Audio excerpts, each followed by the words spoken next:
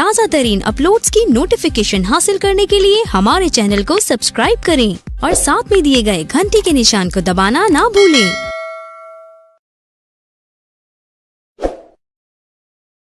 श्री पुत्रदा एकादशी महात्म्य।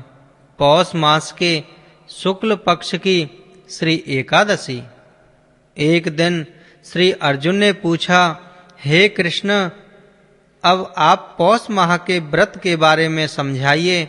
उस दिन कौन से देवता का पूजन होता है तथा उसकी विधि क्या है? इस पर भगवान श्री कृष्ण बोले, हे राजन, पौष मास की शुक्ल पक्ष की एकादशी का नाम पुत्रदा है। इसका पूजन विधि से करना चाहिए। इस व्रत में श्री नारायण भगवान की पूजा करनी चाहिए। संसार में पुत्रदा एकादशी व्रत के समान अन्य दूसरा व्रत नहीं है। इसके पुण्य से मनुष्य तपस्वी, विद्वान और धनवान होता है। और इसकी एक कथा है, उसे सुनो। भद्रावती नगरी में सुकेतुमान के नाम के एक राजा थे और वह निःसंतान थे। उसकी स्त्री का नाम सैव्या था।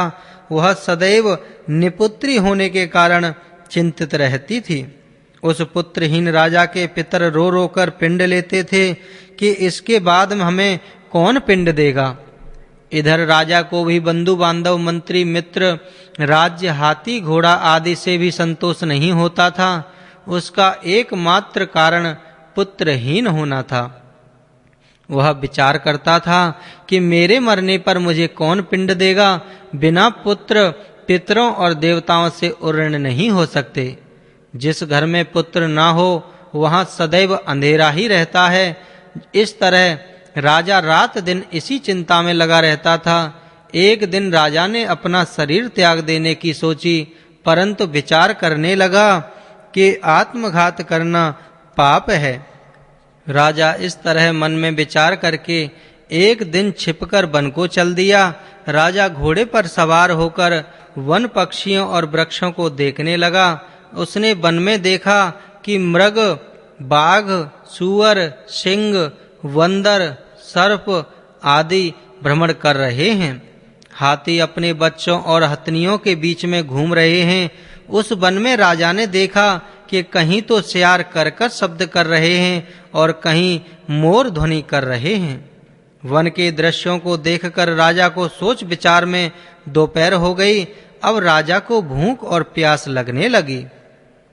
वह सोचने लगा कि मैंने अनेकों यज्ञ किए हैं और ब्राह्मणों को मधुर भोजन कराया है, परंतु फिर भी मुझे यह दुख क्यों मिल रहा है। राजा प्यास के कारण बहुत बेचैन होने लगा और पानी की तलाश में आगे बढ़ा। कुछ ही आगे जाने पर उसे एक सरोवर मिला। उस सरोवर में कमल खिल रहे थे। उस सरोवर में सारस, हंस, मगरमच्छ आदि जल क्रीड़ा कर रहे थे। उस सरोवर के चारों तरफ मुनियों के आश्रम बने थे। उस समय राजा के दाहिने अंग फड़कने लगे।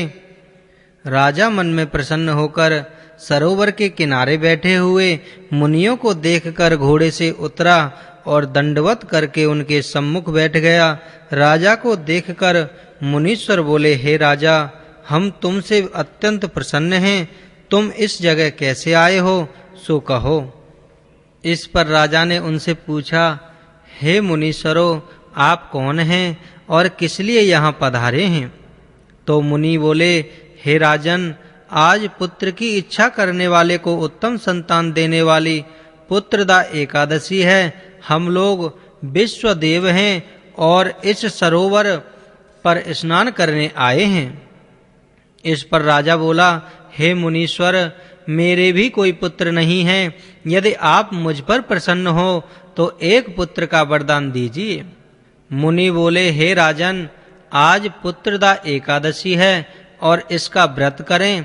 भगवान की कृपा से आपके अवश्य ही पुत्र होगा। मुनि के वचनों के अनुसार राजा ने उस दिन पलायन किया और मुनियों को प्रणाम करके अपने महल को वापस आया। रात्रि में रानी ने गर्भ को धारण किया और 9 माह के पश्चात उसके उत्तम पुत्र रत्न पैदा हुआ। वह राजकुमार बड़ा होने पर अत्यंत वीर, धनवान, यशस्वी और प्रजापालक हुआ। भगवान श्री कृष्ण बोले, हे राजन, पुत्र की प्राप्ति के लिए पुत्रदा एकादशी का व्रत करना चाहिए। जो मनुष्य इसका श्रवण करता है और पठन करता है, उनको निश्चित ही स्वर्ग की प्राप्ति होती है।